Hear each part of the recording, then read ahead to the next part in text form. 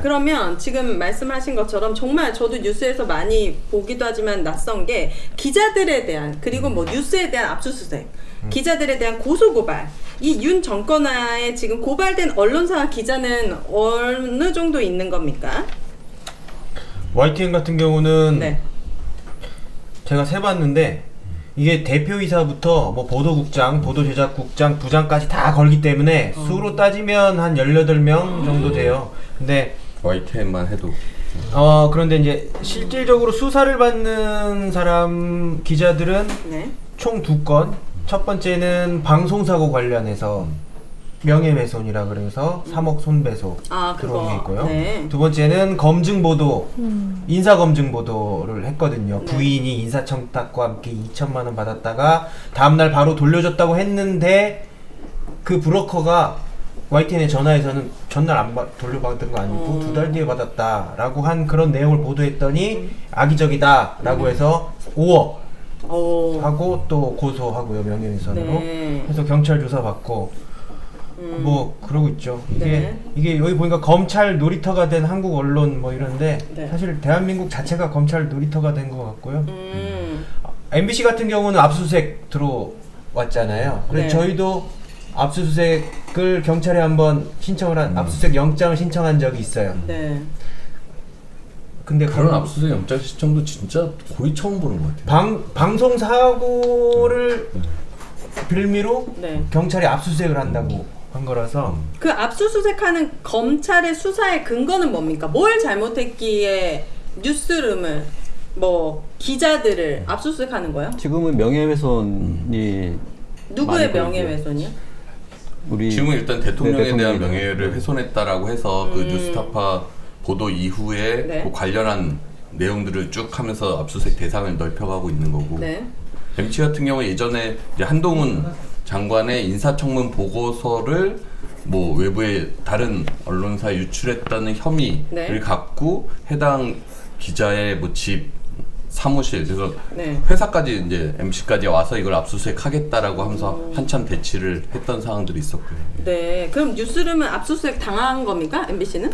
그때 이제 압수수색을 반대하는 이제 구성 조합원들이랑 시위를 하고 해서 막았죠. 압수수색은 막았는데 네. 압수수색 영장을 집행하지 않는 조건으로 가서 현장만 한번 보겠다라고 해서 뉴스룸에 들어가서 그 기자의 보도 자리만 보고 돌아갔었죠. 과거에 언론사에서 이렇게 뉴스룸에 압수수색 했었던 경험이 있습니까? 사례들이? 그 과거에 시도는 있었죠. 뭐 가까이는 이제 박근혜 정권 때 네, 있었는데 네. 그때 정윤회 문건인가요? 어디를요?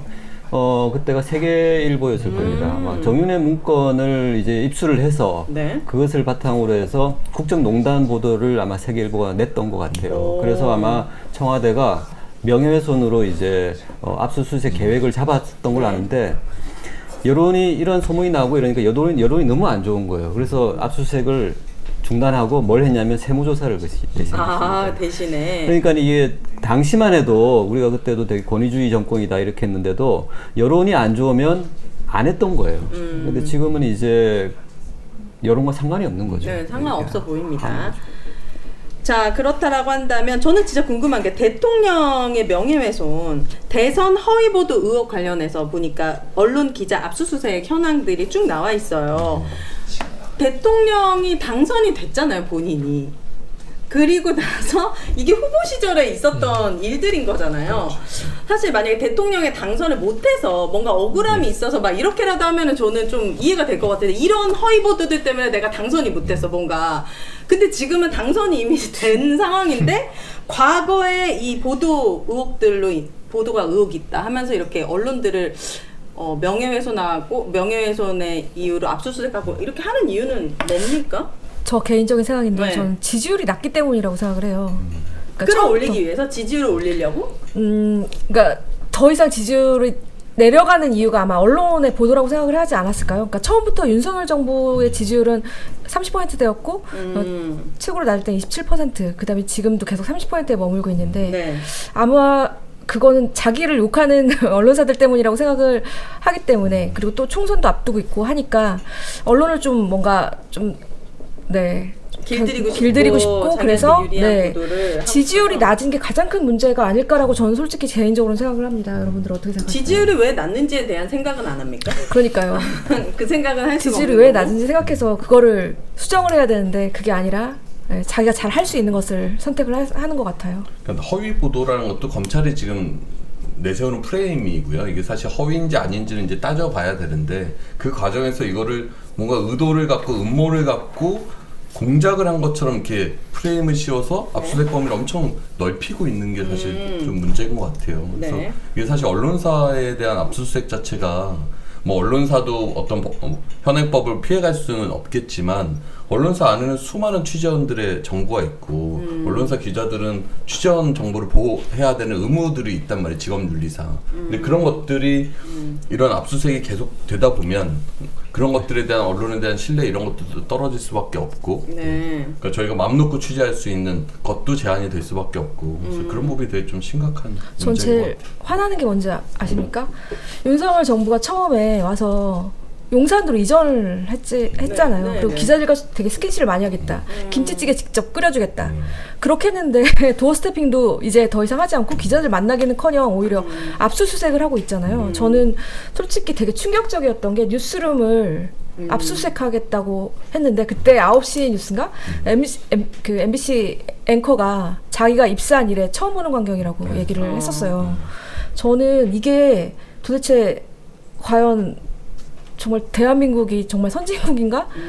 독재 국가는 아니면 후진국으로 가는 게 아닌가라는 생각이 굉장히 너무 윤석열 정권이 잘하는 게 압수수색이어서 그래요. 이게 뭐 장기 자랑하는 거예요? 그렇죠. 지금 뭐 계속? 후쿠시마 핵 오염수부터 네. 뭐 양평 고속도로 문제 등등등 이슈에서 계속 따라가지 못하고 본인들이 뒤처지고 열세라고 생각을 하거든요. 그래서 그런 이슈들을 덮을 만한 새로운 이슈가 있어야 되는데 잘하는 게 압수수색이잖아요. 네. 그러니까 언론사들을 압수수색하고 그 어떤 이슈를 안 프레임을 만들면 만들고. 되잖아요. 안 만들면 계속 악재가 생기잖아요. 본인들이 그렇다면 압수수색은 초유의 사태라고 했는데 MBC 압수수색의 시도가 있었을 때 다른 언론사들은 어느 정도 보도했습니까?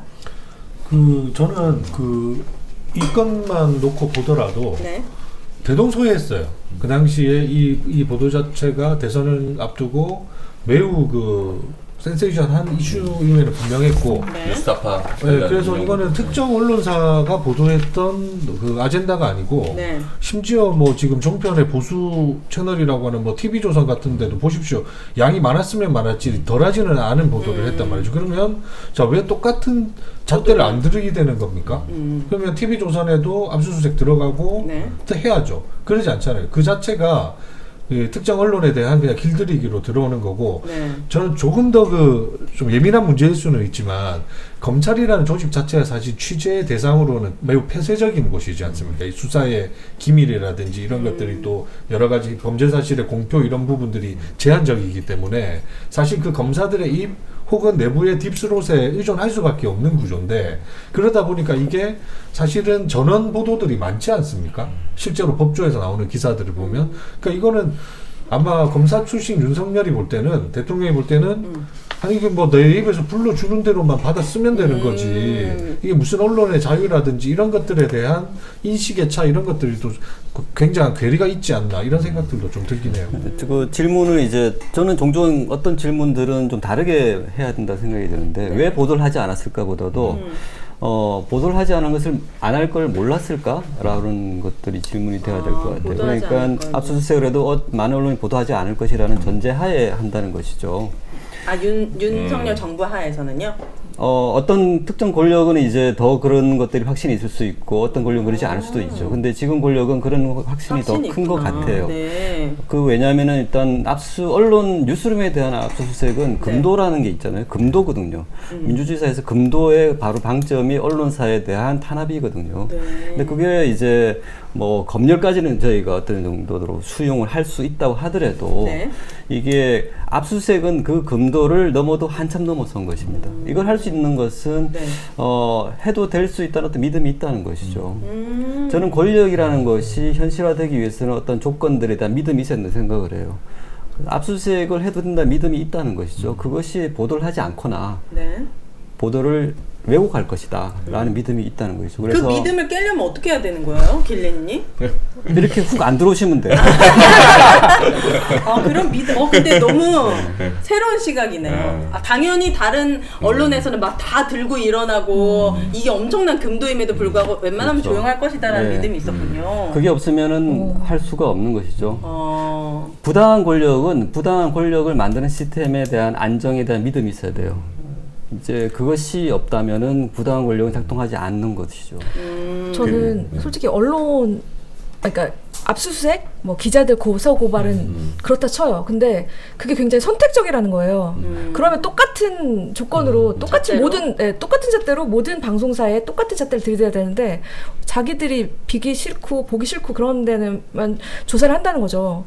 도대체 원칙이 도대체 무엇인지 잘 모르겠습니다. 그게 원칙인 거예요. 그러니까 그게 세계관이 원칙인 거예요. 이렇게 딱 두 개로 나눠져 있는 거예요. 이쪽은 민주당 우호적인 편, 곳. 나쁜 편, 우리 편이 아니고 이쪽은 우리 편 방송, 뭐 종편, 뭐 조선일보, 동아일보 뭐 그렇겠죠. 이쪽은 당연히 김만배 관련 보도를 해도 네. 윤석열 커피 보도를 해도 압수수색하지 않아요. 네. 그냥 우리 편이니까. 저는 궁금한 게 진보 보수 이런 걸 다 떠나서 우리나라 전체 언론에서 비율이 어떻게 됩니까? 무조건 윤석열 정부를 찬양하는 그런 언론사, 뭐 예를 들면 뭐 TV조선, 뭐 종편의 채널들이 있잖아요. 그것과 그래도 최대한 객관적으로 뭐 여기도 까고 저기도 까고 뭐 객관적으로 해온 언론사들의 비율이 5대5입니까? 비등합니까? 계산을 안 해봐가지고. 아, 그러니까 대략적으로 저는 언론사의 숫자로 숫자로 보면 보수 쪽에 언론이 좀 더 많지 않을까 싶은데 저는 네. 딱 이렇게 뭐 어디가 많다 적다라고 얘기하기는 사실 뭐 좀 조심스러운 부분도 있고 뭐 네. 언론사의 성향이라는 게 딱 그렇게 뭐 진보 보수로만 가려지고 뭐 이런 그러니까요. 것들은 아니니까 네. 그래서 간접적인 이제 뭐 추론을 할 수 있는 거는 이제 언론 시장이라고 있는데 이제 광고 시장이에요. 네. 그다음에 이제 언론에서는 이제 구독자 시장 이런 게 있는데 보통 7대3이라고 부르죠. 이제 7은 어디예요? 보수가 이제 언론 어. 광고 시장이나 이제 구독자 뭐 이런 것들을 한 70%가 이제 네. 보통 말하는 이제 언론 보수 언론들이 이제 가지고 있죠. 이번에 그 윤석열 정부가 고소 고발하고 뭐 했던 인용 보도 관련해 가지고 이슈가 된 언론사들이 뭐 당연히 공영방송 KBS, MBC, 뭐 YTN, 경향신문, 한겨레, 뭐 뉴스타파. 정권의 좀 비판적인 언론사 중심으로 찍어서 이제 공격을 한다는 거고. 네. 그래서 저번에 기자회견 때도 말씀드렸는데, 그러니까 MBC가 작년에 바이든 날리면 보도했을 때 네. 똑같은 내용을 140개 언론사가 보도를 했는데 네. MBC만 공격했단 말이에요. 아, 그때 네. 정권의 논리가 MBC가 처음으로 자막을 그렇게 다니까 다른 언론사들이 다 따라온 거다라는 인식이었거든요. 네. 그런데 이번에 마찬가지로 뉴스타파가 보도를 먼저 했잖아요. 관련해서 MBC는 그걸 인용해서 보도를 했단 말이에요. 네. 그럼 예전에는 MBC가 보도할 때는 다른 인용한 언론사들은 문제가 없다고 공격을 안 하다가 이번엔 뉴스타파가 첫 보도를 하고 MBC가 그걸 인용해 보도했더니 네. MBC가 또 의도를 갖고 인용을 했다라고 지금 공격을 하고 있는 거거든요. 네. 그러니까 어떤 상식적인 잣대를 갖고 뭔가 지적을 하는 게 아니라 정치적 목적을 가지고 언론 탄압의 일환으로 이런 검찰이 동원되고 있다라는 게 좀 입증이 되는 것 같아요. 그럼 윤석열 정부가 다른 언론사 되게 무시한 거잖아요. 그러니까 그때 바이든 날리면 때도 이거를 MBC가 자막을 다니까 모든 언론사가 MBC를 따라했다는 건 진짜 언론을 그러니까요. 정말 무시하는 행태잖아요. 근데 되게 이게 자존심- 네. 단순히 지금 그냥 언론이 개개인의 그 뭐 취재 활동에 대한 탄압으로 끝나는 문제가 아니라 그래서 소위 말하는 길들이기의 차원의 문제가 아니고 네. 이런 것들을 지금 누가 다음에 받고 있습니까? 이게 권력기관이 저는 총동원되는 거예요. 그 검찰도 지금 일부에 문을 여는 것이고 압수수색이라든지 수사로 탄압을 들어가면 네. 그다음에 방통위가 바로 움직이잖아요. 방심위가 움직이잖아요. 네. 제재하겠다는 거 아닙니까? 그럼 방송사 정말로 문 닫게도 할 수 있겠다는 그런 것들을 공언하고 있잖아요. 네. 그러니까 이게 단순히 그냥 개인 언론인들에 대한 탄압의 문제 수준이 아니다. 이 메커니즘이 누구를 향해 있냐면은 보통 영향력 있는 어떤 주체들에 향해 있어요. 왜냐하면 바른 비판적인 목소리가 아무리 강하더라도 그 목소리가 영향력이 크지 않으면 내버려 둬요. 어쩐지 예. 변희재 미디어워치에서는 엄청 비판하는데 한 번도 고소고발이 안 들어가요, 교수님. 두 번째 이제 조건은 뭐냐면 그 목소리가 변희재 씨를 이렇게 소환하고 아, 네. 그 목소리가 보편적으로 정당하다는 인식이 팽배했을 때도 쳐요. 아, 친다. 네. 지금 우리 뭐 TBS, YTN, KBS, MBC 공통점이 뭐냐면 공영방송의 공통점도 있지만 네. 신뢰도가 높아요. 그러니까 이게 시장의 크기는 많이 잡아먹지는 않는데 네. 사람들의 신뢰의 시장 크기는